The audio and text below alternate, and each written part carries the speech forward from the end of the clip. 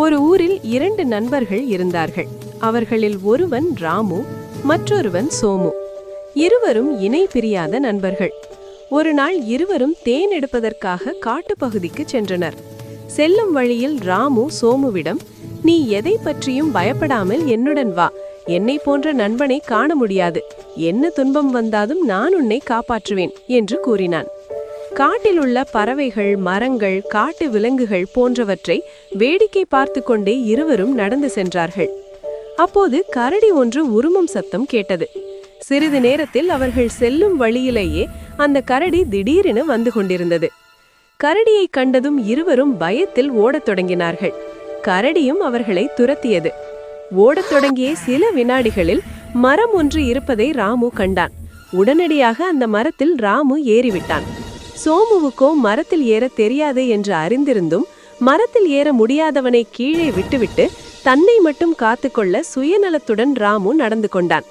சோமுவுக்கு மரம் ஏற தெரியாததால் என்ன செய்வதென்று தெரியாமல் திகைத்தான். கவலையுடன் எப்படி கரடியிடமிருந்து தப்புவது என்று அவசரமாக யோசித்தான். இறந்தவன் போல் நடித்தால் கரடி தன்னை கொல்லாது என்று ஒரு யோசனை தோன்ற, பின்னர் நிலத்தில் விழுந்து மூச்சை அடக்கிக் கொண்டு இறந்தவனைப் போல் படுத்துக்கொண்டான். அப்பொழுது கரடியும் அங்கு வந்து சேர்ந்தது. படுத்திருந்தவனை உண்பதற்காக அருகில் வந்த கரடி கீழே விழுந்து கிடந்தவன் காதருகே சென்று நுகர்ந்து பார்த்தது. கரடி சோமுவை முகர்ந்து பார்த்ததை மேலே இருந்து பார்த்த ராமு, கரடி சோமுவிடம் ஏதோ சொல்கிறது என்று தவறுதலாக புரிந்து கொண்டான். பிறகு அவன் இறந்தவன் என்று முடிவு செய்து அங்கிருந்து நகர்ந்து போய்விட்டது. கரடி செல்வதை மரத்தின் மேலிருந்து பார்த்த ராமு கீழே இறங்கி வந்து சோமுவை எழுப்பினான். கரடி சென்று விட்டது, இனி எழும்பு, நாம் தப்பிவிட்டோம் என்று ராமு கூறினான்.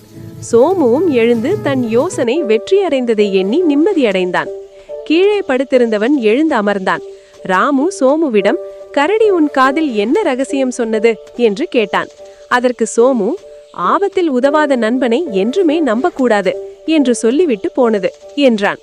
இப்பதிலால் ராமு தன் சுயநல புத்தியை எண்ணி நொந்து கொண்டான். சோமுவோ, "இனிமேல் எங்கள் நட்பு நீடிக்க வேண்டாம்" என்று கூறிக்கொண்டு தனியே நடந்து சென்றான். நீதி: ஆபத்தில் உதவாதது நட்பல்ல.